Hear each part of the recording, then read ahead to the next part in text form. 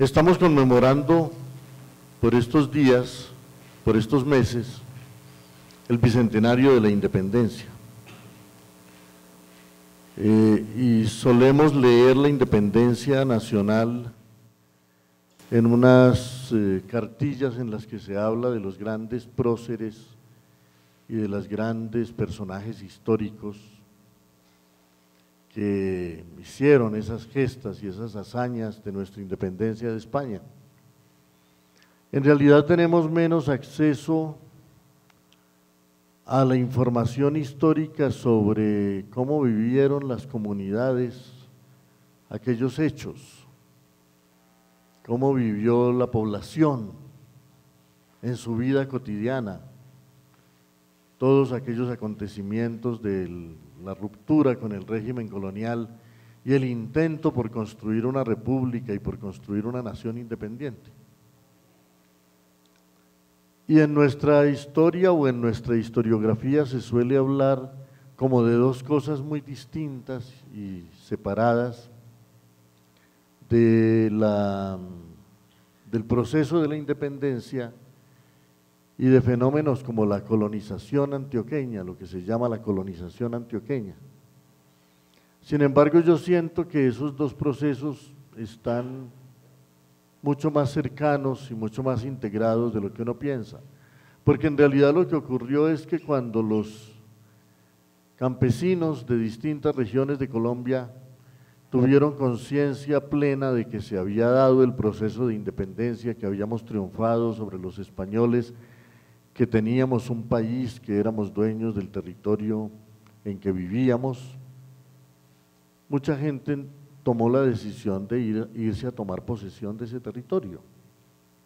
Ya somos dueños de este país, ya no somos tributarios del rey de España, ya no somos tributarios de una metrópoli remota, entonces tomemos posesión del mundo que nos pertenece. Así que fue casi simultáneo con el proceso de independencia, el avance de las colonizaciones por distintas regiones del territorio. Una de las más memorables es la colonización antioqueña.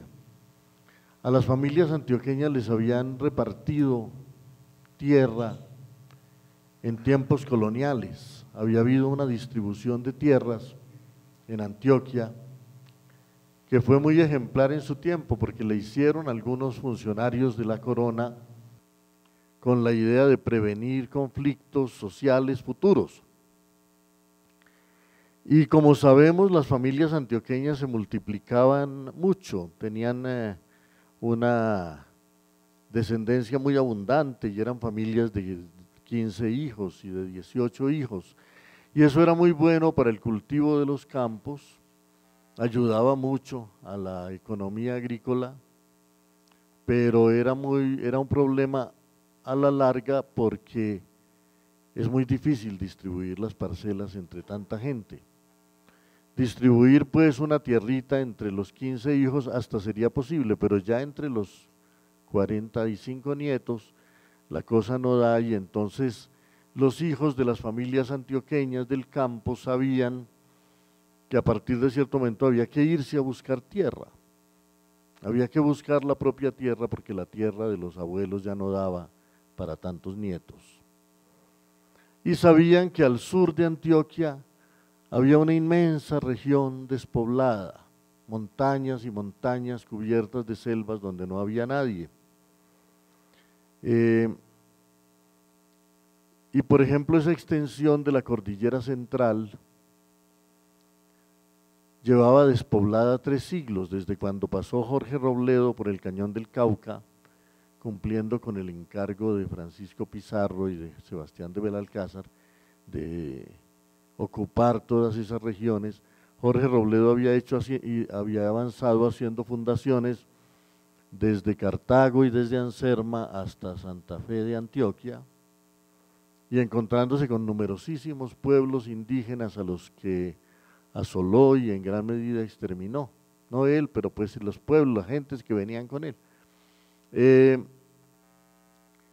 Y por la vertiente occidental de la cordillera, y por la vertiente oriental de la cordillera central, la que baja al Valle del Magdalena, Francisco Núñez Pedroso y Gonzalo Jiménez de Quesada habían hecho lo propio, habían avanzado también arrasando con los pueblos indígenas de esas regiones de la cordillera. Así que después del paso de estos conquistadores españoles,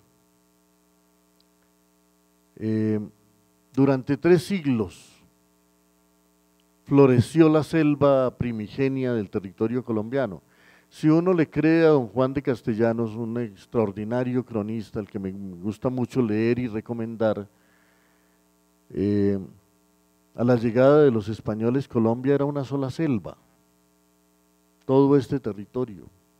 Y uno todavía encuentra fragmentos de esa selva cuando avanza por estas carreteras, uno ve esos bosques primarios especialmente hermosos, especialmente diversos, especialmente abigarrados, que son los fragmentos que han ido quedando de esa selva original. Los pueblos indígenas la habían habitado durante milenios, pero los pueblos indígenas no depredaban la selva, ni siquiera se sentían dueños del territorio que vivían, se sentían huéspedes un poco mágicos del territorio en que vivían y su principal tarea era más bien conservarlo y protegerlo y vivir de él sin alterarlo mucho, como también recomendaba en Oriente el Tao Te Ching, vivir de la tierra pero no alterarla, modificarla lo menos posible. Esa ha sido la conducta de los pueblos nativos de este continente desde siempre. Pero como desaparecieron, pues las selvas que ellos habían cuidado proliferaron aún más y se cerraron sobre el territorio. Y cuando los colonos empezaron a avanzar hacia el sur, se encontraron con esas selvas cerradas, que era muy penoso y muy difícil avanzar. A veces eran guaduales que cubrían provincias enteras, y avanzar abriendo camino con hachas y machetes por esas tierras, por esas selvas tan abigarradas, tan cerradas, era muy arduo. Esas tierras parecían en el primer día de la creación. Y por supuesto los colonos pensaban que eso era el primer día de la creación. Muy pronto descubrieron 2 cosas, ambas muy asombrosas. La primera, que todas esas tierras tenían dueño. Y la segunda, que todas esas tierras habían estado pobladas antes. Al sur de Antioquia, el rey de España le había hecho a don Felipe de Villegas y Córdoba una concesión de 200.000 hectáreas, que después se convirtieron con el tiempo en los municipios de Sonsón y de Abejorral. Y al sur de la concesión Villegas, el rey de España le había dado a don José María de Aranzazu 500.000 hectáreas entre el río Arma y el río Chinchiná. Y todavía al sur de eso estaba la concesión La Burila, que abarcaba lo que hoy es el departamento del Quindío y buena parte del departamento del Valle del Cauca, que también eran otros cientos de miles de hectáreas. O sea que lo que hoy llamamos departamentos en otros tiempos eran las propiedades de unas familias. Y cuando los colonos empezaron a avanzar por esas tierras, sobre todo cuando ya se habían fundado los municipios de Sonsón y de Abejorral, empezaron a encontrarse con que los dueños de la tierra no querían permitir que llegara nadie a tomar posesión de esas miles de montañas que eran propiedad de unos señores. Los Aranzazu tuvieron además la inteligencia o la astucia de que a partir de cierto momento dejaron de estar en el bando de los realistas y se pasaron al bando de los patriotas, financiaron campañas de independencia y primero terminó el poder del rey de España sobre esas montañas que el poder de los Aranzazu, que siguieron siendo dueños de un territorio inmenso hasta mediados del siglo XIX, hasta muy avanzado, después de mediados del siglo XIX.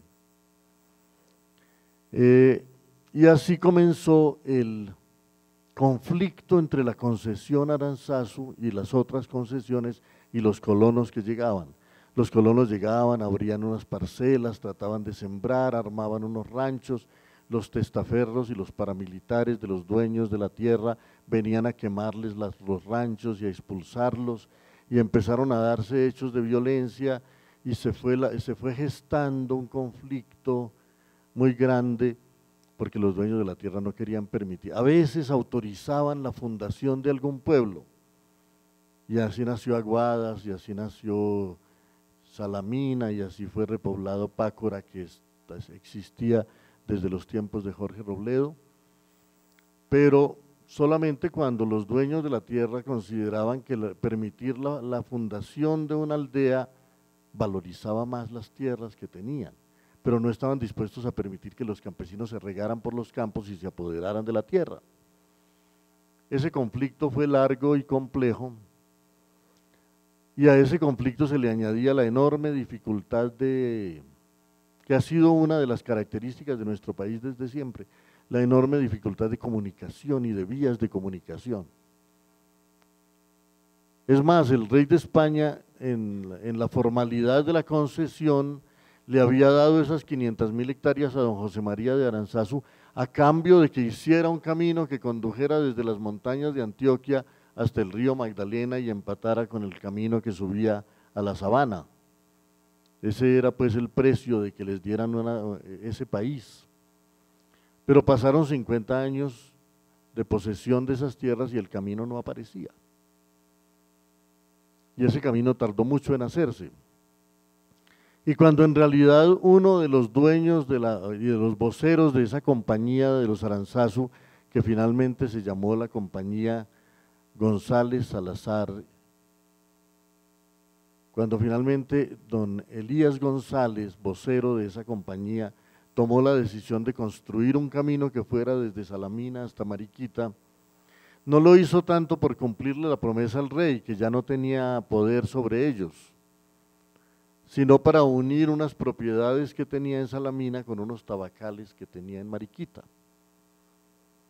Así que era casi una iniciativa privada, para la cual el Estado tenía que colaborar prestando a los presos para que los presos en trabajos forzados trabajaran en la construcción del camino.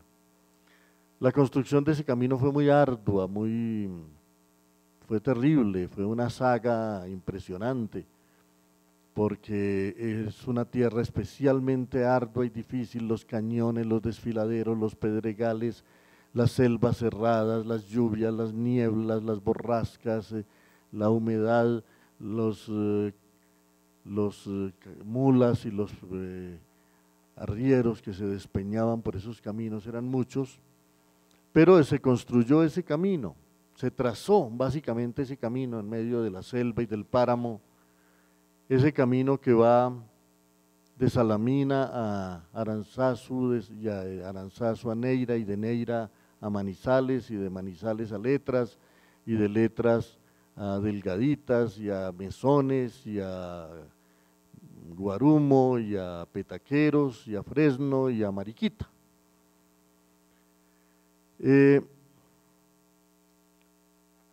Los colonos seguían insistiendo, buscando tierra, y entraron en conflicto con la concesión de tal manera que un día un colono, exasperado por las demoras y porque nadie les respondiera qué se podía hacer para tener la tierra, en un lance desesperado mató a Elías González en los cañones de Neira. Y la muerte de ese señor, que era un prohombre, que era un gran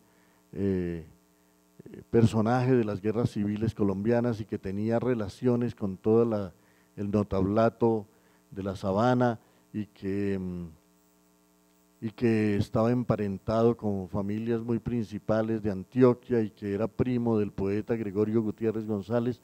La muerte de Elías González sobrecogió a la República y sobrecogió a los poderes centrales del país, y por una vez en la historia el gobierno central de Colombia tomó una decisión inesperada: repartir tierras entre los colonos. Eso se había hecho, como digo, en la colonia, no se había vuelto a hacer, y entonces el gobierno de los Estados Unidos de Colombia, de la República Federal, tomó la decisión de repartir tierras entre los campesinos, y a lo largo de la segunda mitad del siglo XIX y a comienzos del siglo XX, unos dicen que 2 millones, otros dicen que 3 millones de hectáreas fueron repartidas entre los campesinos. Nosotros hemos crecido un poquito en la leyenda de que en Colombia nunca hubo una reforma agraria. No hubo todas las reformas agrarias que era necesario hacer para que este fuera un país pacífico y para que este país alcanzara algún grado de prosperidad y de bienestar para sus gentes. Pero en esa ocasión se hizo esa reforma agraria y en esa región cientos de miles de hectáreas fueron repartidas entre familias campesinas. Esas familias no iban buscando tierras de cultivo extensivo ni nada parecido, esperaban tener unas pequeñas parcelas que les dieran de comer, donde sembrar sus yucas y sus frijoles y sus cañas para alimentar los trapiches. Pero ese gesto del gobierno de acompañar una reforma agraria concertándola con los dueños de la tierra para no producir un baño de sangre en un enfrentamiento entre colonos desprotegidos y dueños de la tierra enfurecidos, esa reforma agraria que se hizo tuvo una recompensa inesperada que no estaba en el diseño de nadie, y es que esas tierras resultaron óptimas para el cultivo del café, una planta abisinia que antes solo se cultivaba en algunas grandes haciendas, y empezó a proliferar el café. En cuanto los campesinos vieron que el café se producía bien, empezó a proliferar el café en toda esa región y fue así como nació la zona cafetera colombiana. Básicamente en el sur de Antioquia, en los departamentos de Caldas y de lo que hoy es Risaralda y Quindío, en el norte del Valle y en el norte del Tolima. Y esa cosecha cafetera fue tan grande que en un año pasó de 60.000 sacos a 600.000 sacos de café. Y ahí sí que era una necesidad imperiosa los caminos, porque aquí eso no se producía para el consumo interno de esos colonos y de esos campesinos. Ese café solo podía tener sentido si se exportaba al mundo, pero para eso había que bajar el café. Una parte del café se llevaba también por caminos muy difíciles hacia Buenaventura, pero la parte fundamental de esa cosecha había que bajarla al río Magdalena para embarcarla al mundo. Y ahí fue cuando cumplió su función ese camino que había trazado Elías González para unir sus dos haciendas, las haciendas de Salamina Caldas con las haciendas de Mariquita, y 10.000 bueyes empezaron a bajar la carga cafetera desde las montañas de Caldas hasta el río Magdalena. 10.000 bueyes y no sé cuántas incontables mulas bajaban la cosecha cafetera y subían mercancías inglesas, porque este país no tenía muchas manufacturas ni mucha industria, y muchas de las cosas que se consumían en esas montañas había que traerlas del exterior.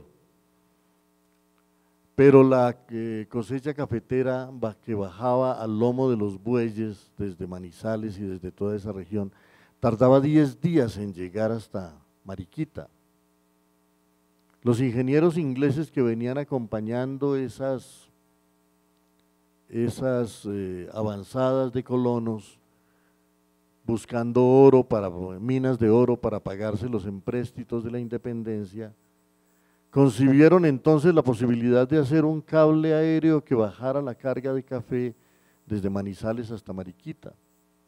Y así finalmente se tendió lo que fue en su tiempo el cable aéreo más largo del mundo, que redujo de 10 días a 10 horas el tiempo que tardaba la cosecha cafetera en bajar hasta el Valle del Magdalena.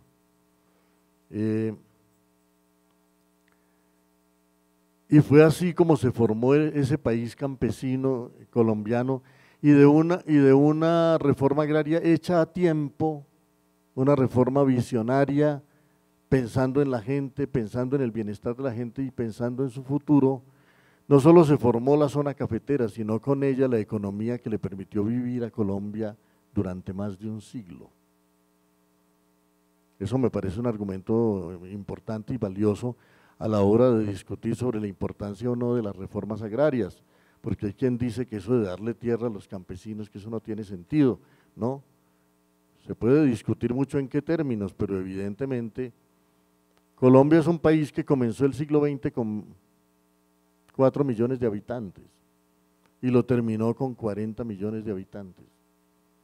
Sin embargo, la estructura de propiedad que tenía cuando eran 4 millones de habitantes es casi la misma ahora que somos 45 o 50 millones. Muy pocas regiones como la zona cafetera modificaron un poco ese régimen de propiedad y vaya si eso fue importante porque el país vivió fundamentalmente de esa economía. Y no solo de esa economía, porque la zona cafetera fue la primera bonanza de la historia colombiana que se distribuyó más o menos democráticamente entre la población. Nosotros tuvimos una bonanza del oro en los tiempos de la conquista, pero eso era una bonanza para unos cuantos. Hubo una bonanza de las perlas en Manaure y en Margarita y en Cubagua para unos cuantos, y hubo una bonanza de las esmeraldas, y hubo, hasta mediados de siglo hubo una bonanza del tabaco, pequeña, que también era para unos cuantos propietarios. La bonanza cafetera fue la primera que se distribuyó un poco más democráticamente entre miles de familias, y eso marcó una diferencia muy grande, porque esa economía cafetera fue el fundamento además de una época de tranquilidad donde varias generaciones pudieron habitar los territorios en medio de muchas dificultades porque la vida era muy ardua y muy difícil, pero construyendo unas costumbres y unas tradiciones de hospitalidad, de alegría, de cordialidad, que fueron en su tiempo verdaderamente extraordinarias. Ese mundo campesino, que era más posible en Colombia que en otras regiones del mundo, porque en Colombia los climas no son tan despiadados como pueden serlo en invierno en Europa o en los Estados Unidos o en la Patagonia. Ese hecho de que aquí los climas sean benévolos y que la naturaleza sea tan pródiga hace que un mundo campesino fuera más posible en estas regiones equinocciales que en otras regiones del mundo. En una época yo discutía con amigos, inclusive con amigos mexicanos, y ellos me decían, pero es que eso que tú dices de que la gente puede vivir en los campos apaciblemente, eso es una ilusión, la gente nunca ha vivido en los campos, la gente siempre ha vivido en aldeas, habrá ido a cultivar los campos. Yo les decía, ustedes no me pueden decir eso porque yo conocí ese mundo, yo conocí un mundo en que la gente vivía en los campos, y en todas partes lo hubo, pero por supuesto uno ve los cuadros de Bruegel, de la Europa de aquellos siglos, y había gente que vivía en los campos, pero en condiciones mucho más arduas y de verdad que casi siempre tendía más bien a racimarse en aldeas más que estar disperso en fincas. Pero aquí sí era posible ese mundo campesino y lo fue, y fue un mundo especialmente notable. Y ese mundo campesino que fue construido en la segunda mitad del siglo XIX es el mundo que fue destruido despiadadamente por la violencia política de mediados de siglo en Colombia. Les hago todo este recuento histórico y un poco geográfico, en primer lugar para no tenerles que contar la novela, y en segundo lugar para mostrarles el mundo en que la novela transcurre y la época en que la novela transcurre. Porque esta es una novela, algunos de cuyos protagonistas son personas de mi familia. Mis bisabuelos formaban parte de esa caravana de colonos que venía del norte y que cuando llegaron a las tierras de Caldas, ya a finales del siglo XIX, ya habían sido distribuidas las tierras de la concesión, a ellos no les tocaron tierras de esa distribución, llegaron tarde y les tocó comprar la tierra. Ellos llegaron finalmente a los cañones del norte del Tolima, al cañón del río Guarinó, y fue allí donde mi bisabuelo compró la tierra. Pero mi bisabuelo era muy pobre, lo que pasa es que era guaquero, y este es el segundo gran descubrimiento que hicieron los colonos. El primero fue que las tierras tenían dueño. El otro gran descubrimiento es que debajo de esas selvas que parecían acabar de ser creadas, había mundos sepultados, había culturas enterradas, había innumerables tumbas llenas de oro. Y como aquí estaba proscrito el mundo indígena, como aquí se había borrado de nuestra memoria el pasado anterior a la conquista, como a nosotros nos enseñaron que nuestro mundo había nacido desde la proa de las carabelas de Cristóbal Colón, no entendían muy bien qué eran esos mundos sepultados que habían allí detrás, pero esas tumbas estaban llenas no solo de oro, sino de preguntas y de la memoria sagrada de unos pueblos de los que nadie conocía nada. Yo recuerdo que en mi infancia, cuando yo estaba en la escuela, me enseñaron que aquí había dos clases de indios, ¿no? Creo que eran los chibchas y los caribes. Eso era todo lo que le enseñaban a uno, que unos eran pacíficos y los otros eran violentos y salvajes. Y a lo largo de la vida he ido descubriendo que aquí hubo muchas naciones indígenas, que este país no tenía originalmente ninguna vocación de unidad. Más vocación de unidad tenía México, que ya era un país a la llegada de los europeos. Más vocación de unidad tenía el Perú, que ya era un país a la llegada de los europeos. Aquí había 120 naciones indígenas dispersas por un territorio de extraordinaria diversidad. Y un territorio muy curioso, porque cada una de las regiones difiere mucho de las otras, pero es muy homogénea en sí misma. El país de desiertos de los Wayuu de la Guajira, eso es un país. Y no se parece en nada al país de montañas nevadas de los Kogi de la Sierra Nevada, que está justo al lado. Y esos dos países no se parecen en nada al país de llanuras, de ciénagas, de los zenúes de la Mojana, que está justo al lado. Y esos tres países no se parecen en nada al país de selvas lluviosas de los Embera-Catíos del Chocó, que es otro país homogéneo en sí mismo, pero distinto de los otros. Y uno se va alejando por el territorio y va encontrando esos países distintos. A mí siempre me resuena la frase por los países de Colombia que hay en un verso de Aurelio Arturo. Por los países de Colombia, decía él. Y es verdad que geográficamente había esos países y a lo largo de los milenios las naciones indígenas los habían ido ocupando.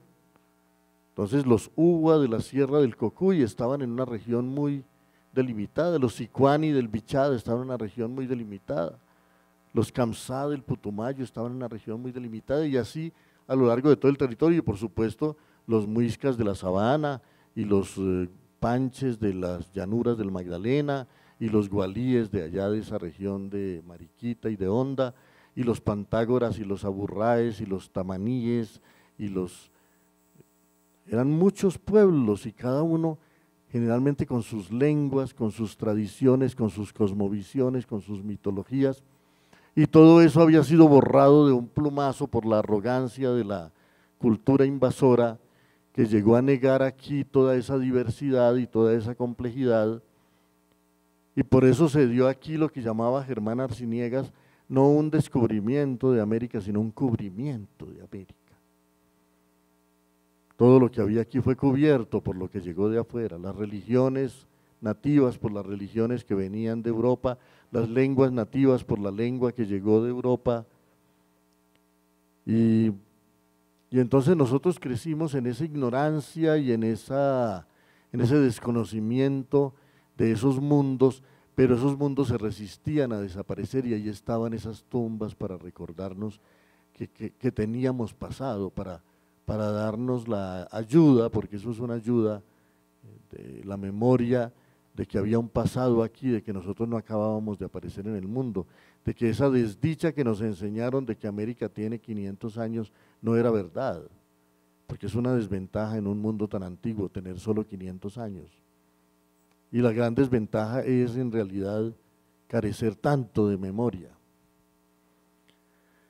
Esos campesinos se encontraron pues con ese mundo, no supieron descifrarlo por supuesto, pero pues sentían que esas tumbas venían al menos en su ayuda, a ayudarles a vivir un poco con ese oro que iba brotando de la memoria y del pasado.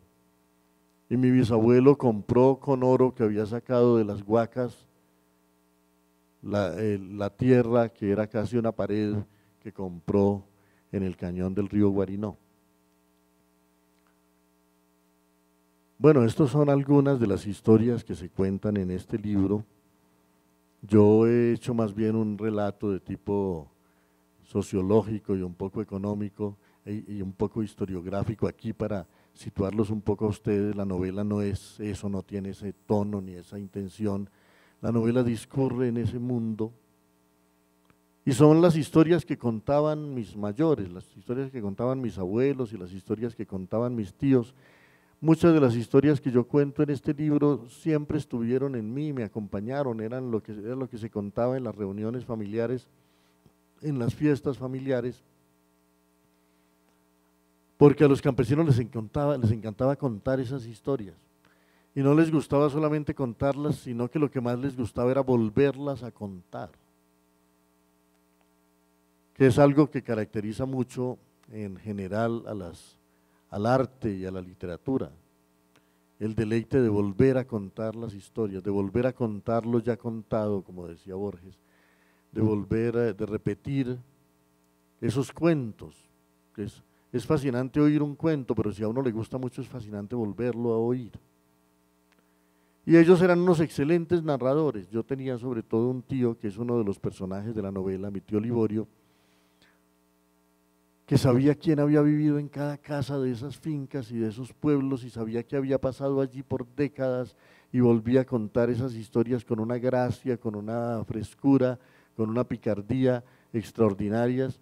Y entonces yo durante mucho tiempo quise contar esta historia, tenía el deseo de contarla, pero no sentía la necesidad de contarla, porque las historias estaban ahí, flotaban en la atmósfera, cada vez que nos reuníamos volvíamos a hablar de ellas, y entonces cómo fue que mataron a Santiago, y entonces cómo fue que se despeñó aquello, y cómo fue que ocurrió aquello otro, y volví a oírlas.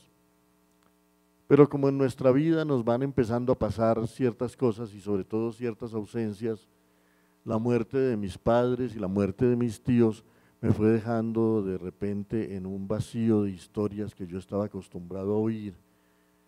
Y muy pronto empecé a sentir ya no solo el deseo, sino la necesidad de contar todo esto. Y eso es lo que me hizo escribir esta novela, Guayacanal. Guayacanal era el nombre de la finca de mi bisabuelo, en el Cañón del Guarinó, allá a mano derecha cuando uno va entre Fresno y Padua rumbo a Manizales. Y entonces sentí la urgencia de contarla y así fui rescatando un poco apenas, unos cuantos fragmentos de lo que había sido ese mundo y recordando la manera como lo contaban y la manera tan festiva como evocaban esas historias, empecé a sentir que era mentira todo lo que se dijo en nuestro país sobre el mundo campesino, porque a partir de cierto momento cuando empezaron a vendernos el proyecto urbano y a vendernos una idea que llegó aquí a partir del año 48 y que se volvió un dogma que se llamaba el desarrollo.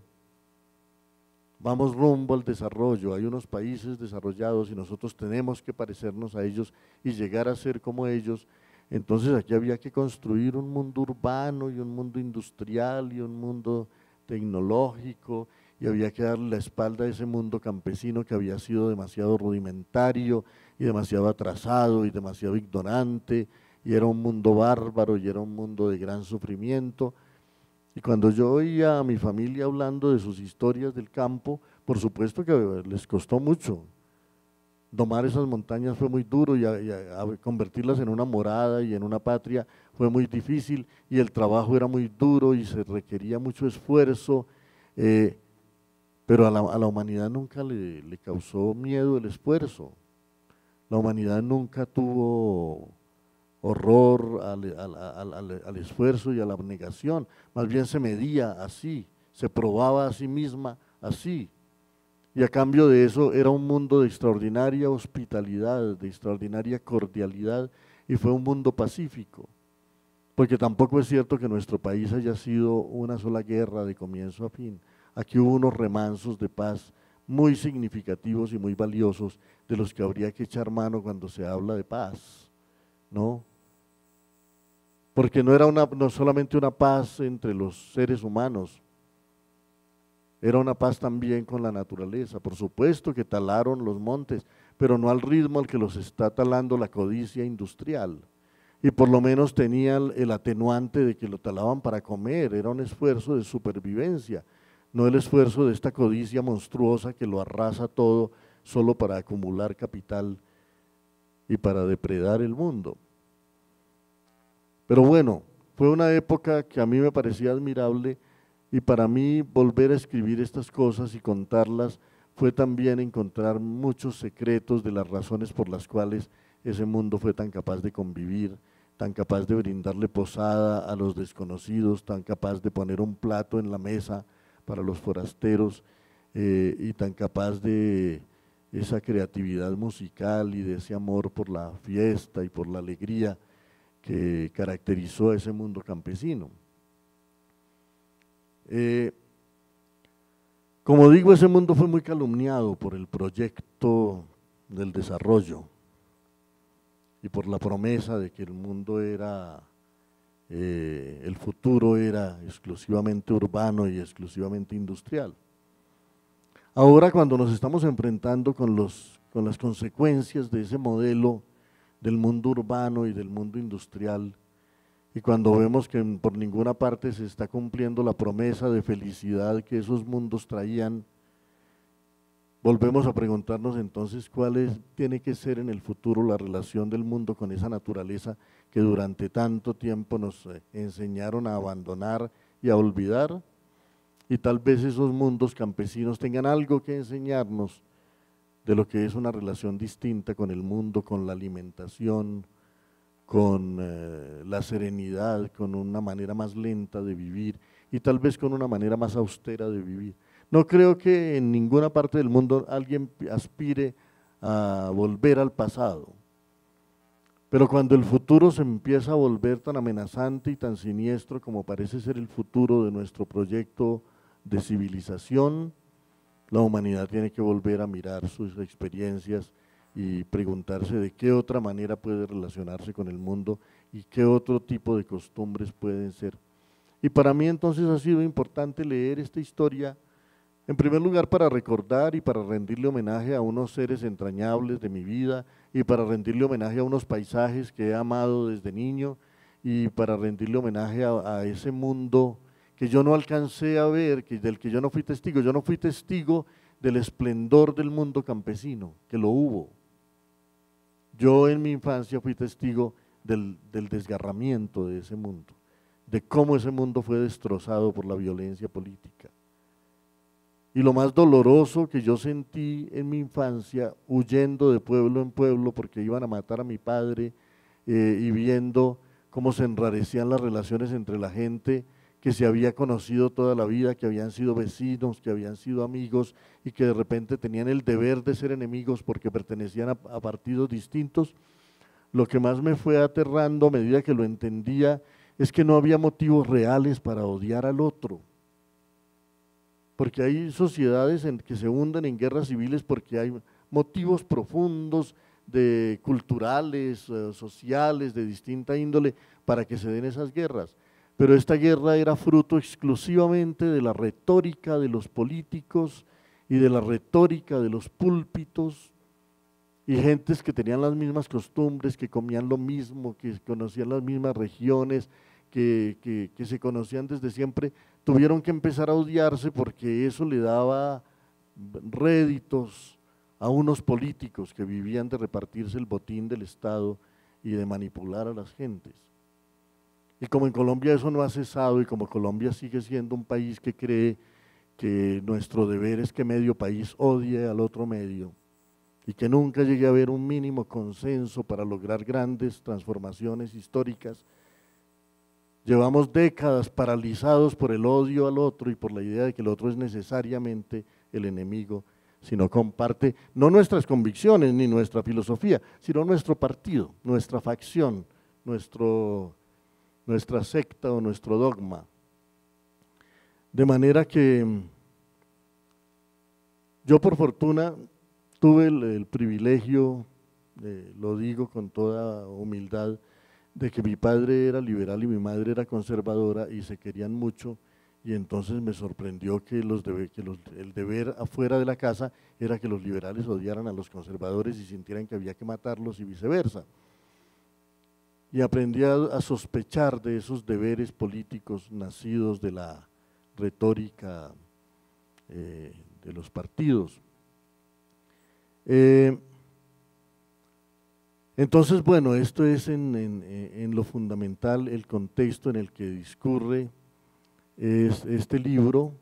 En su reconstrucción yo eché mano de dos cosas que para mí eran fundamentales: de la música, porque todos mis recuerdos de infancia están como puntuados por la música que se oía en esos pueblos de la cordillera y en esas fincas, y porque mi padre mismo, que fue músico toda la vida, trajo a mi casa todas las canciones. Yo descubrí tarde los libros, pero creo que fueron las canciones las que más me inclinaron hacia la literatura y hacia la escritura.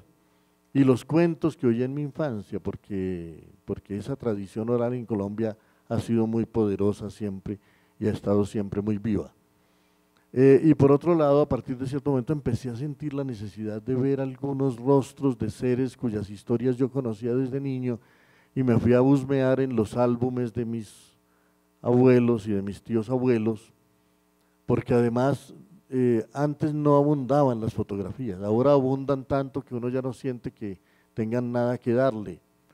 Además, en las fotografías ahora se recoge muy poca información sobre cómo vive la gente, porque todas las fotos son idénticas, todos posamos para ellas y ponemos la misma cara, ¿no? Y entonces es demasiado consciente la intención de mirar la cámara, y entonces las fotos contemporáneas tienen poca información sobre la realidad comparadas con las fotos de antes, cuando la gente era más ingenua y menos dedicada a la pose.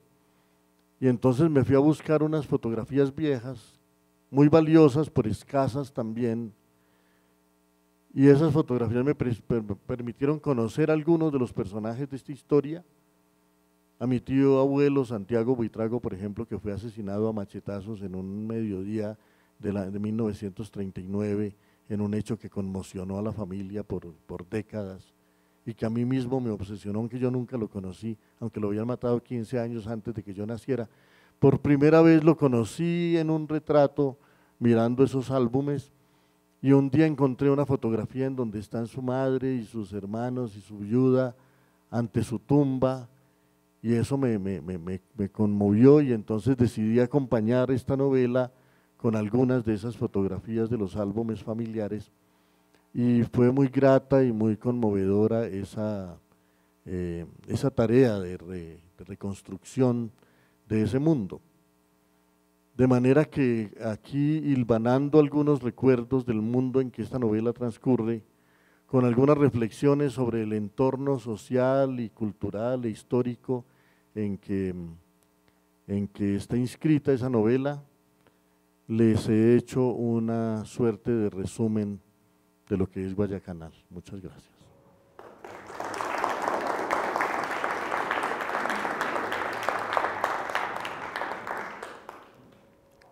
Y si ustedes quieren que tengamos un breve diálogo sobre estas cosas o sobre otras, con muchísimo gusto.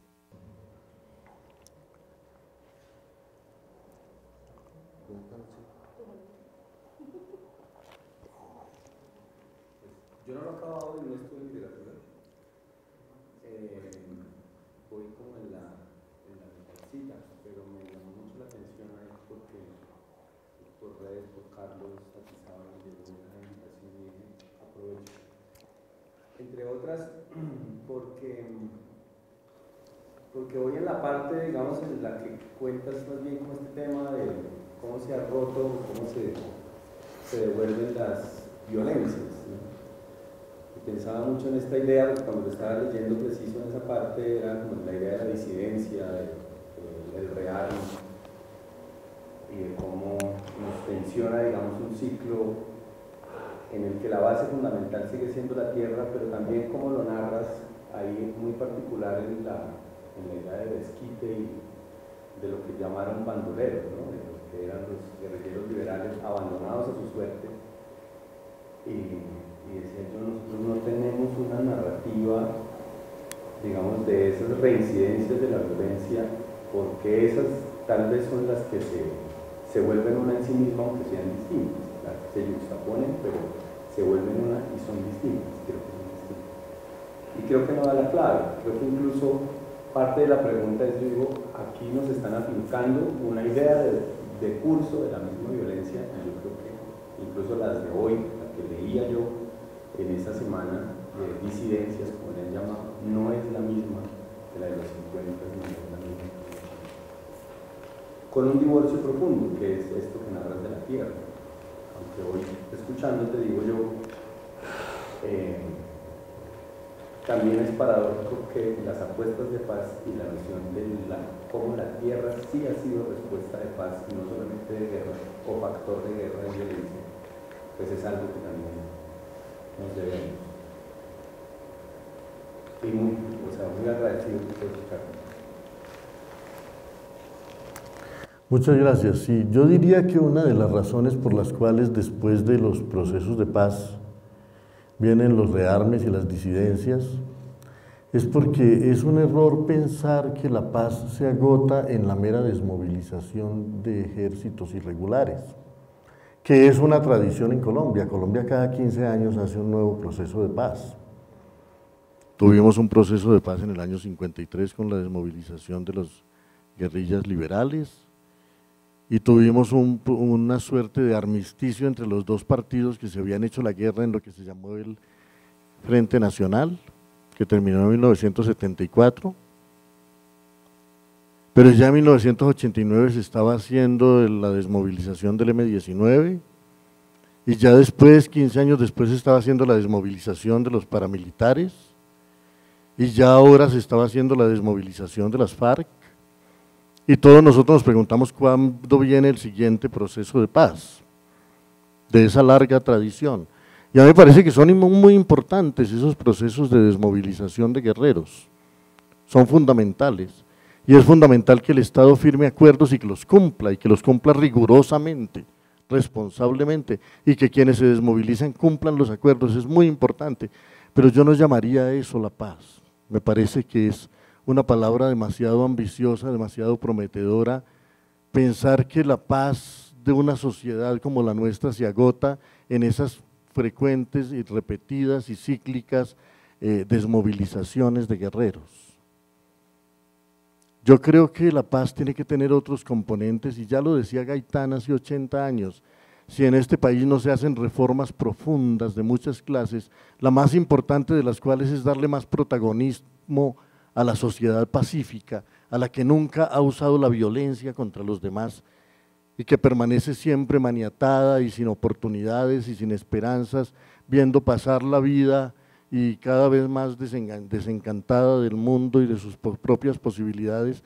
Un proceso de paz que no tenga en cuenta a esa comunidad pacífica como su principal protagonista, y unas reformas profundas que de verdad abran un mundo nuevo, un momento nuevo, que despierten verdaderamente entusiasmo entre la comunidad, porque siente que allí está cambiando algo, que un horizonte de oportunidades se está abriendo.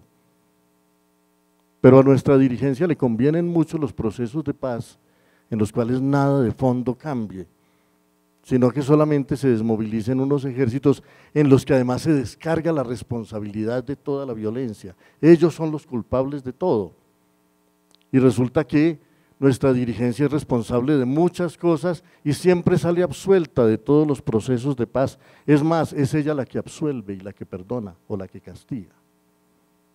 A mí me parece que eso merece una reflexión profunda, porque si seguimos soslayando y si seguimos postergando las transformaciones y sobre todo el ingreso de la comunidad en la gran leyenda nacional a la que nunca ha pertenecido, si seguimos atrapados en la leyenda de los próceres y en la leyenda de los políticos y en la leyenda de los que ejecutan la voluntad de la nación, y la nación cada vez es más incapaz, cada vez más impotente, cada vez más se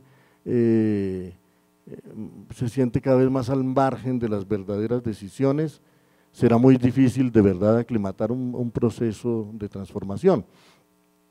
Aquí se dio un hecho que fue muy significativo hace unos años, la convocatoria a un plebiscito para decidir si la gente estaba de acuerdo o no con los pactos de paz de La Habana. y se creó la leyenda de que la mitad de la gente había dicho que sí y la mitad de la gente había dicho que no, y que el país estaba polarizado entre los amigos de la paz y los enemigos de la paz. Pero la verdad es que el 20% de la gente dijo que sí, el 20% de la gente dijo que no, y el 60% de la gente le dio la espalda a ese proceso. Y uno se pregunta, ¿cómo se podría aclimatar en una sociedad una paz a la que solo apoya el 20% de la población y al 80% o la rechaza o le resulta indiferente, no se siente comprometida, no se siente entusiasmada, no se siente arrastrada a ese respaldo? Es ahí donde yo siento que es necesario un proceso de paz del que participe la comunidad y en el que la comunidad sienta que esa paz está siendo para ella y no para los guerreros o para el Estado. Yo pienso que esos guerreros que dicen luchar tanto por la comunidad, que dicen que están luchando por décadas por la comunidad, tendrían que ser capaces de decir en un proceso de paz: no importa qué decidan de nosotros, pero vamos a desmovilizarnos si aquí hay reformas históricas, aunque nos toque irnos a la cárcel, pero que algo cambie para la comunidad, para la sociedad. Finalmente terminan negociando si me van a dar unas curules o no sé qué cosa. Me parece que no logra ser suficientemente prometedor para la comunidad lo que se está logrando allí, y que no se logre interesar a la gente es de verdad algo muy trágico. Y por eso no me extraña que después de cada proceso de paz volvamos a estar en el mismo país en el que estábamos antes del proceso de paz, y los guerreros mismos sientan que una vez más no hubo garantía suficiente, porque ¿qué garantías pueden tener unos ejércitos que se desmovilizan sino una comunidad decidida a ampararlos, a acogerlos, a reintegrarlos a su dinámica? Y si eso no se logra, las personas que se desmovilizan están en una fragilidad tremenda, ¿no? Y además una paz verdadera, si pone el énfasis exclusivamente en los bandos que están abiertamente enfrentados y deciden hacer la paz solo unos y otros bandos no pueden caber en esa paz, yo creo que es mucho más importante que la paz se dé con reformas, porque todo lo demás, una guerra y menos una guerra de 50 años, es muy difícil de resolver en los tribunales. Lo único que verdaderamente la resuelve es un horizonte de transformaciones y de justicia nueva.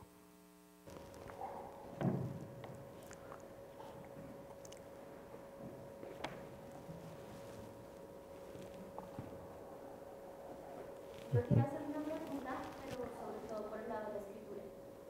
Primero, ¿cómo sabemos que esto es una novela y una crónica? Eso es, bueno, son dos preguntas.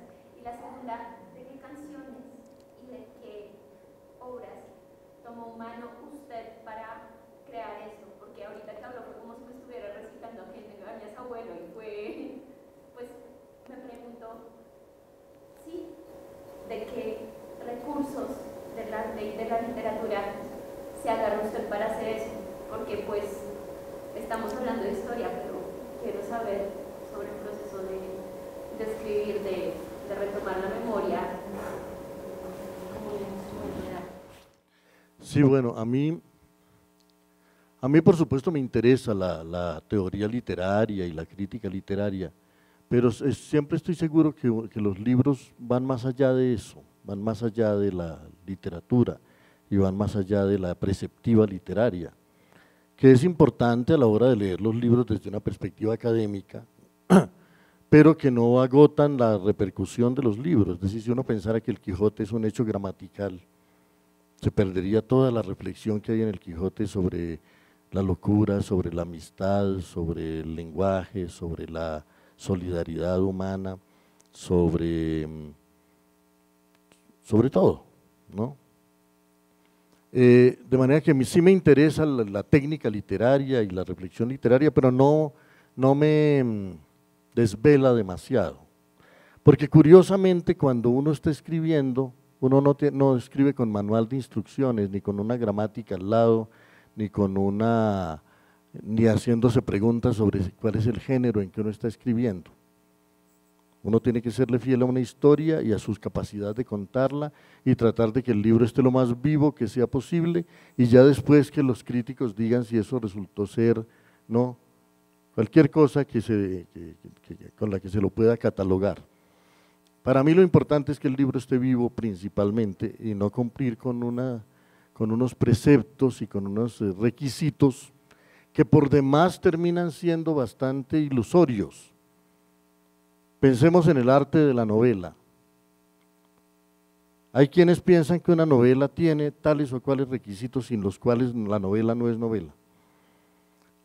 Pero si uno puede llamar igual novela al Ulises de Joyce y a la Metamorfosis de Kafka, a En busca del tiempo perdido de Marcel Proust y al Pedro Páramo de Juan Rulfo, por lo menos tendremos que convenir en que el ámbito de la novela abarca muchas cosas distintas, muchas voces distintas, muchos ritmos distintos, muchos tejidos verbales posibles. Hay novelas como las de Thomas Mann que también parecen grandes ensayos históricos y filosóficos. Una novela como el Ulises de Joyce, bueno, se gastaría uno meses tratando de abarcar la complejidad del tejido que esa novela tiene y de En busca del tiempo perdido se puede decir lo mismo. ¿Qué hace que esto sea una novela y no una crónica? Yo lo llamo novela por una razón, porque para mí una novela es una ficción. Pero en realidad para mí casi cualquier discurso es una ficción. Porque como la realidad no es verbal, fingir que uno está atrapando la realidad en el hilo del lenguaje es una ficción muy generosa y una ficción muy benéfica para la humanidad.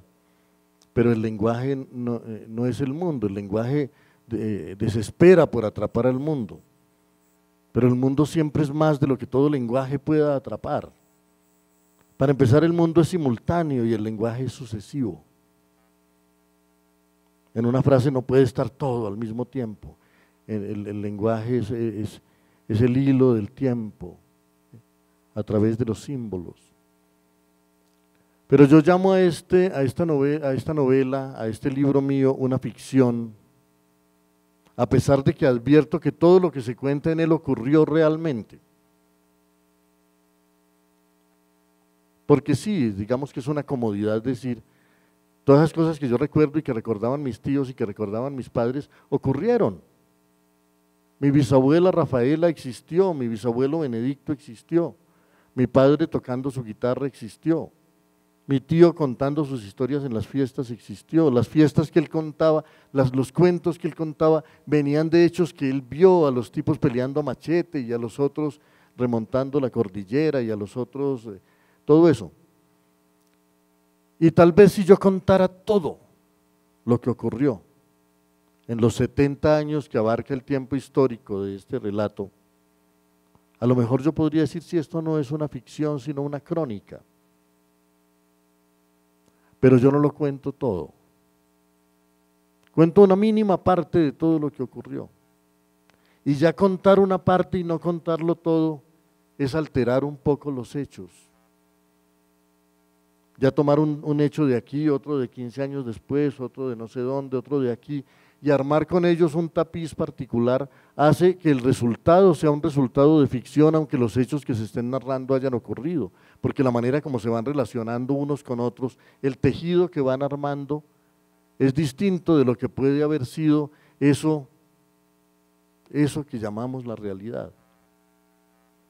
Entonces en esa reconstrucción fragmentaria de cosas, en ese tomar unos cuantos recuerdos y armar con ellos un rompecabezas nuevo, tan nuevo que una cosa es la novela que uno se propone escribir y otra la que termina apareciendo, porque al ritmo del relato y al ritmo de la evocación y al ritmo de la memoria van llegando unos énfasis, se van organizando las cosas de una manera tal, ciertos personajes que para mí iban a ser muy importantes terminaron siendo personajes un poco secundarios de la historia. Ciertos personajes que para mí parecían secundarios fueron tomando en el relato y en la evocación, y yo fui cayendo en la cuenta de que habían sido mucho más importantes de lo que yo creía. Entonces, esto no es la realidad, es una ficción a partir de la realidad. Y por eso pues me atrevo a llamarlo novela, pero por supuesto que admito que algún crítico muy clarividente diga que de pronto es otra cosa. No me preocuparía tanto. Lo que sí me preocupa es que el libro esté vivo y que los personajes logren ser comprensibles y logren ser perceptibles, y que la influencia de unos personajes sobre otros, que en la novela es tan importante, se sienta.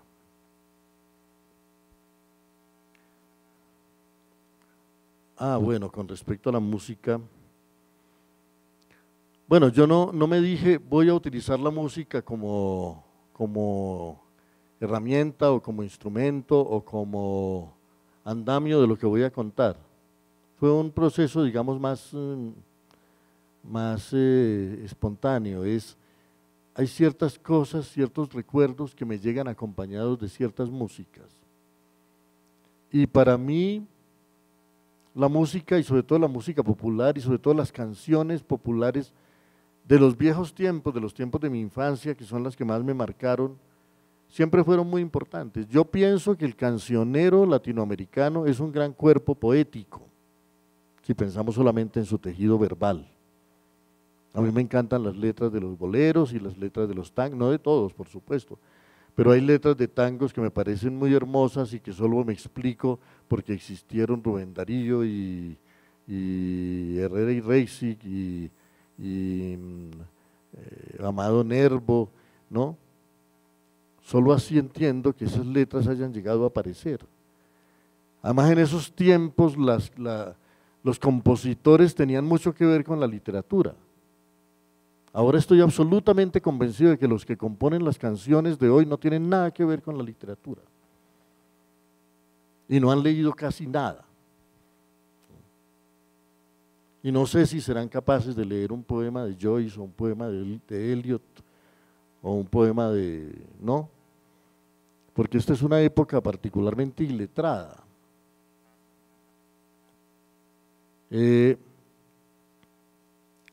Pero no solo por eso, por una desdicha mayor, y es que ahora ya las letras no las hacen unas personas expresando una necesidad anímica interior, sino unos laboratorios, unas oficinas de mercadeo, que saben qué está sonando, qué se está consumiendo, tanto en las estructuras musicales como en las letras, y entonces ponen a unas personas a hacer eso y a recitar eso. Y eso da muy buenos resultados económicos, da muy buenos resultados industriales, aunque da catastróficos resultados emocionales y sociales. Entonces, lo que yo digo es que las canciones me acompañaron en ese proceso, para no utilizar un término más técnico. Me acompañaron y me acompañó mucho el rumor de la voz de esas personas a las que les oí contar estas cosas. Yo quiero, no sé si lo logré, pero yo quería que esta novela le debiera mucho a la oralidad de la gente, a la manera de contar las historias de la gente, y espero por momentos siquiera haberlo logrado.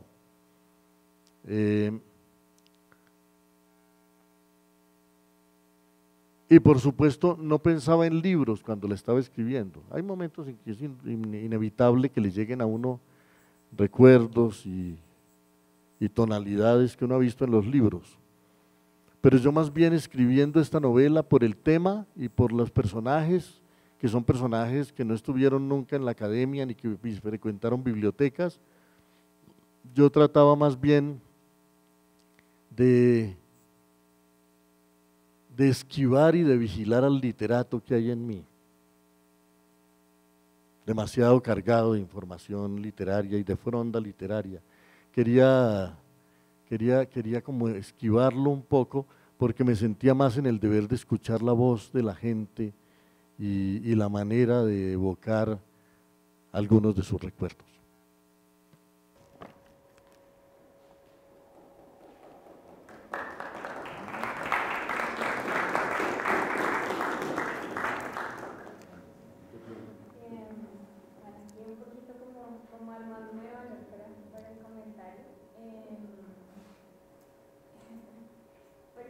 bueno, es como muchas cosas.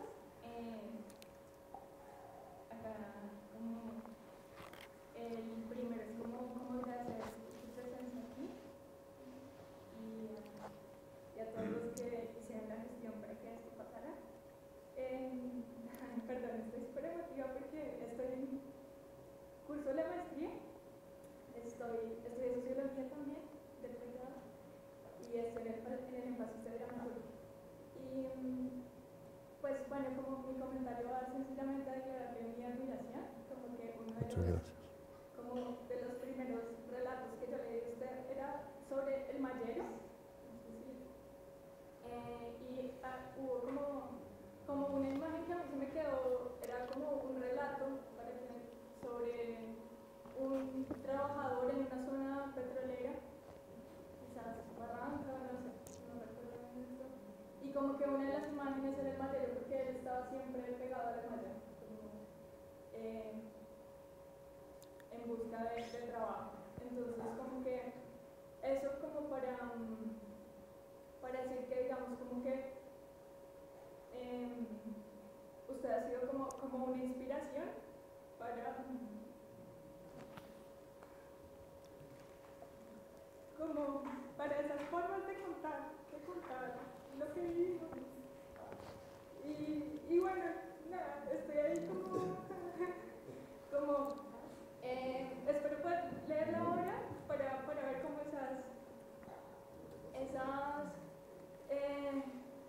esas otras formas de contar como lo que vivimos. Digamos que en este momento me siento como muy inspirada porque siento que a veces cuando intento escribir como que no soy fiel a esas historias que quería contar inicialmente. Entonces como súper bonito con sus palabras reconocer como que sí hay formas de hacerlo, quizás son otras.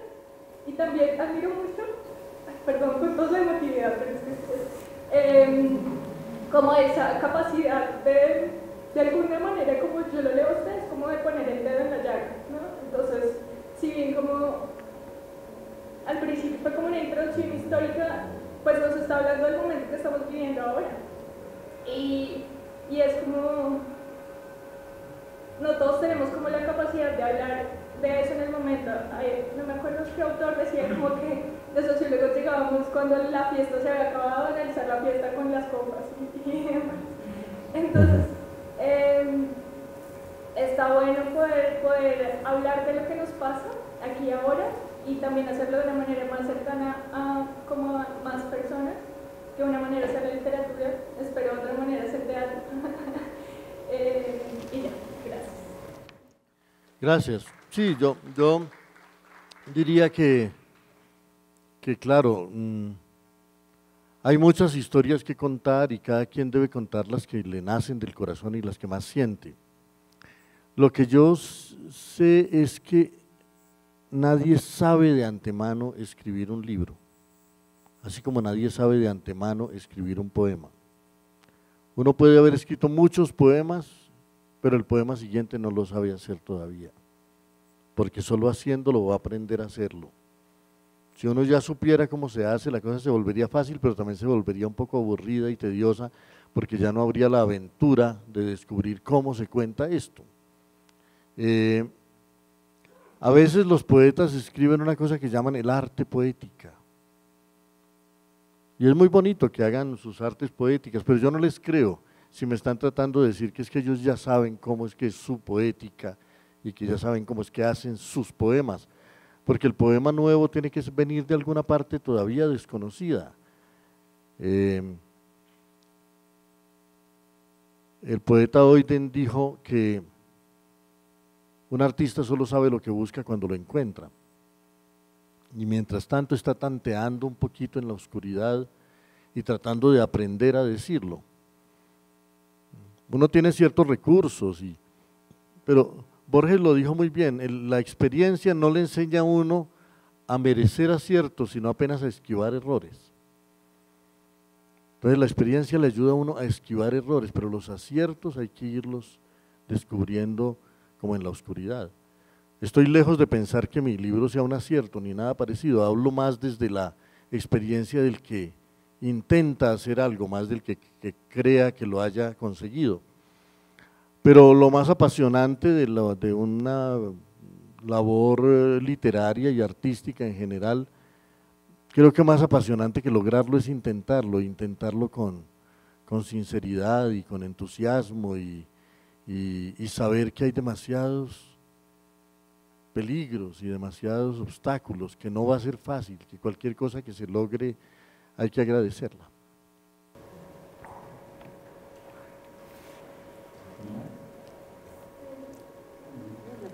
A mí me gustaría saber si en el progreso de la escritura del libro usted se preocupó o quiso evitar de alguna manera faltar a la fiel verdad del relato original, o quiso más bien ser flexible con el momento de retomar cada relato. Bueno, no, mi miedo no es el miedo a adulterar la realidad. Yo creo muy profundamente que cuando uno está en una labor creativa y trata de seguirla con pasión y con sinceridad, es muy difícil adulterar la realidad, aunque uno diga cosas que no fueron. Porque hay una verdad del relato que tal vez está por encima de la verdad meramente histórica.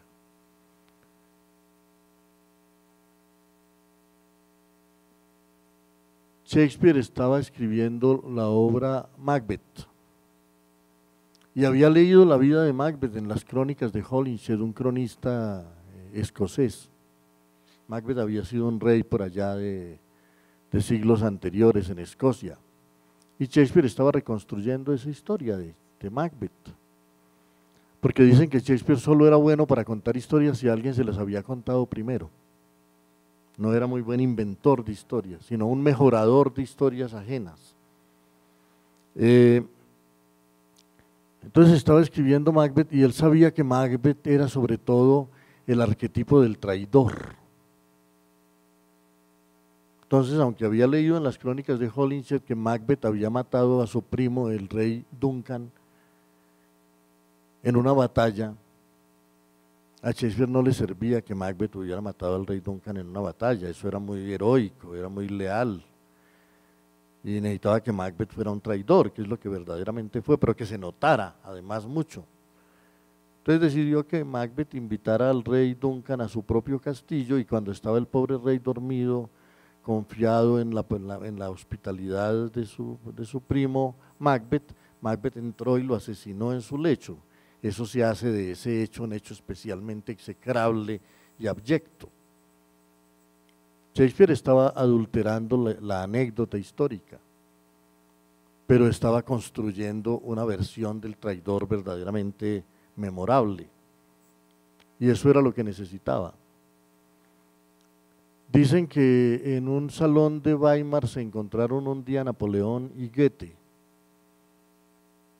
y Napoleón celebró las obras de Goethe, le dijo que había leído algunas y le dijo que si él escribía alguna vez una obra sobre Julio César, él, Napoleón, le prometía que esa obra sería montada en el Teatro de París. Y añadió, es que de alguna manera la tragedia está por encima de la historia. Y Napoleón en ese momento era, digámoslo así, la historia. Es interesante que haya sido consciente de que la tragedia está por encima de la historia, porque eso fue lo que sintió Shakespeare cuando adulteró el relato de Macbeth, ¿no? Que con tal de que la tragedia cumpla su función, aunque adultere un poquito la historia.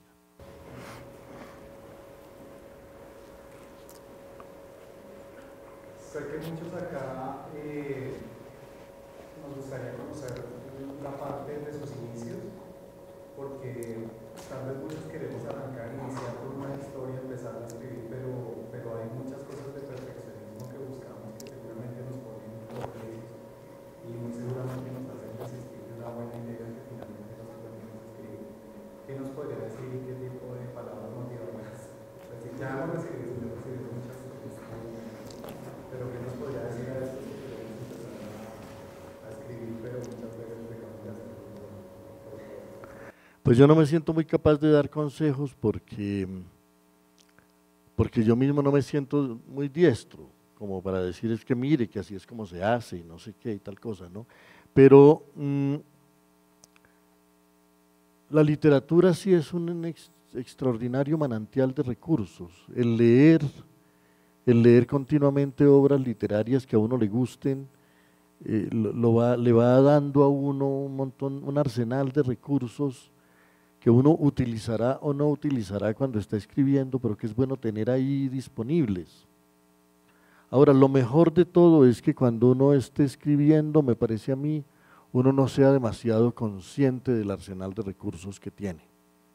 Es mejor que estén ahí como guardados y que sea la necesidad expresiva la que los haga aparecer. Y en esa medida yo creo que tal vez se escribe mejor con dudas que con certezas. Se escribe mejor con timidez que con demasiada audacia, digamos así, ¿no? Pues es bueno ser audaces por momentos y si la historia lo permite y todo eso, ¿no?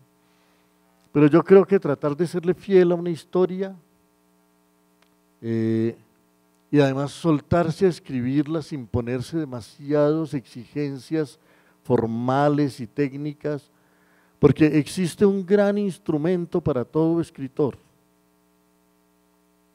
y es que puede corregir todo lo que quiera.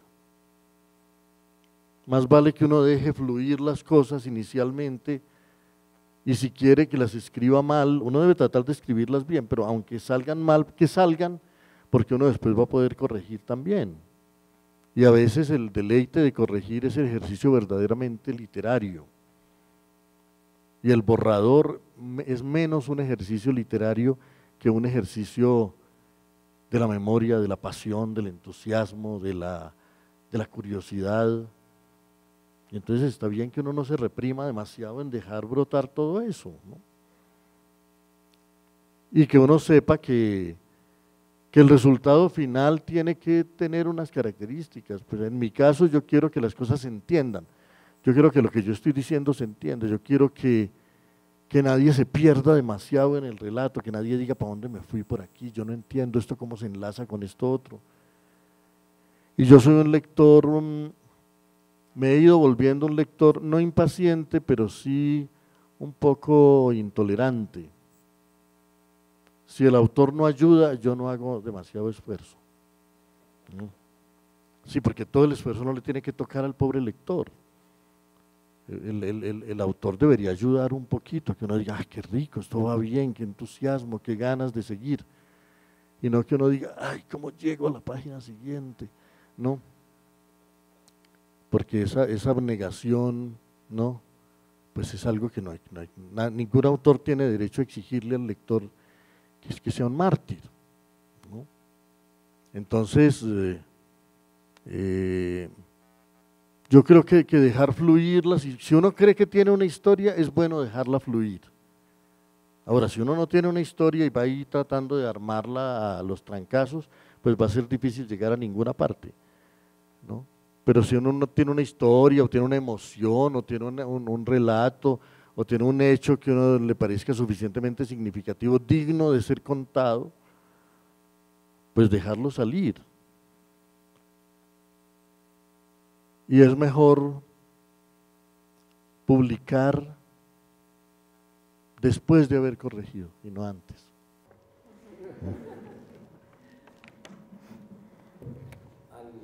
Al escribir usted esta novela, digamos, el ejercicio fue consciente de relatar estas décadas de historia tan álgidas y que lo reflejan como en su familia. Es una cosa rarísima que yo veo, es que uno entiende la historia de Colombia de 100 años en una novela tan corta y tan agradable que yo casi no quería acabar la última página, ¿no? Porque me dolía, pero me agradaba. O sea, es como una pregunta y además no sé si sea una admiración también de lo que usted hace ahí, ¿no? En esta novela. Bueno, yo tuve aquí una ventaja en esta novela que no he tenido en otras, y es que esta novela se fue formando en mí durante mucho tiempo. Algunas de las cosas que cuento ahí yo las oí contar en mi infancia y estuvieron en mí desde siempre y las fui enlazando con otras que oía en otros momentos a medida que oía el relato de la familia y las pude ir enlazando también con hechos históricos de los que me iba enterando, por ejemplo, de la colonización, de la historia de la concesión Aranzazu, de la historia de la construcción del camino de la Moravia o de la historia de la construcción del cable aéreo. Todas esas cosas fueron ocurriendo en mí en momentos en que no sentía que estaba haciendo una novela, sino que me iba enterando de relatos familiares y los iba asociando y todo. De manera que cuando decidí escribir la historia, no es que la historia ya estuviera armada en mí, que a veces ocurre. No creo que con una novela pueda ocurrir eso, pero creo que ocurre con un poema. A veces el poema se va armando sin que uno sepa y cuando a uno ya le dieron ganas de escribirlo está prácticamente hecho, porque se fue haciendo, el lenguaje lo fue, la memoria, las asociaciones de ideas, las emociones, lo fueron armando. Hay ciertos ensayos que nacen así también. Uno ha pensado ciertos temas durante mucho tiempo en distintas lecturas y un día se ilumina como que ya tengo que decir y llega todo, se vienen de distintos lados todos los argumentos. En algunos casos privilegiados también puede ocurrir con una novela. Yo diría que el ejemplo más nítido que nosotros podemos dar es el de 100 años de soledad, porque García Márquez había intentado escribir esa novela desde que tenía 20 años y había hecho muchos borradores y había pensado en este personaje y en aquel otro y había cogido a los personajes de su familia y los había ido transmutando en esos personajes de esa historia, pero él escribía y tenía ese manuscrito creo que amarrado con una corbata por allá en algún lugar de su estudio, pero nunca sentía que tenía la novela.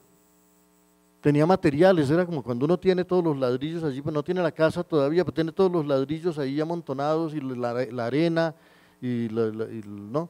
Pero no tiene, inclusive un amigo panameño, Jorge Ritter, me dijo que un día se había encontrado con Gabo y le había dicho, ¿cómo va la novela?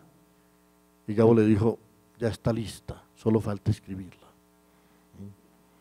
Entonces la novela se había ido armando en él, pero él no sabía cómo iba a salir finalmente, porque uno puede tener todos los hechos en su memoria y hasta los personajes y las historias, y es bueno que todo eso crezca en uno y se vaya nutriendo del humus de la mente, como decía Tolkien, pero no sabe cómo va a ser al final. Y Gabo dijo que solamente un día en que se había ido de vacaciones, le llegó la frase, muchos años después frente al pelotón de fusilamiento, el coronel Aureliano Buendía había de recordar aquella tarde remota en que su padre los llevó a conocer el hielo y prácticamente le dieron ganas de voltear y de volverse para el estudio porque dijo, encontré la punta del hilo, si me voy por ahí sé que voy a llegar al otro extremo y que voy a poder meter todo ese material que tengo disperso en mi mente y que he escrito y todo en una sola frase prácticamente. Entonces ese fue un proceso. Es un proceso ideal, pero no cualquiera cuenta con 30 años para ir madurando historias y que un día al soplo de una inspiración súbita puedan salir y convertirse en un relato. Generalmente el proceso que siguen los novelistas es un poco más arduo y más fragmentario y menos feliz en ese sentido, porque uno lee 100 años de soledad y uno siente que es como un surtidor, que eso fluye y fluye y fluye y fluye. Yo un día incluso le dije, Gabo, mira, cuando uno lee otras novelas tuyas, uno siente el trabajo de un gran escritor, de un gran estilista, pero cuando uno lee 100 años de soledad, uno no siente trabajo alguno. Parece que eso fuera saliendo. Y él me dijo, sí, se me ocurrían tantas cosas que si hubiera tenido más plata la novela habría durado 200 páginas más. Y eso pues es un estado muy feliz que pocos escritores consiguen y que sería pues el ideal, ¿no? Pero bueno, de alguna manera es eso. Muchas cosas de un relato se pueden ir organizando en uno sin que uno se dé cuenta, ¿no? Sin que uno sienta que hay allí un trabajo. Y al final también en la escritura de 100 años de soledad tuvo que haber mucho trabajo, pero es como una metáfora de que hay unos procedimientos que a veces son muy felices.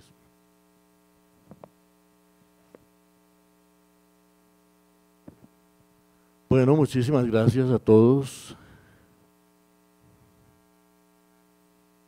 y nos seguimos viendo por aquí.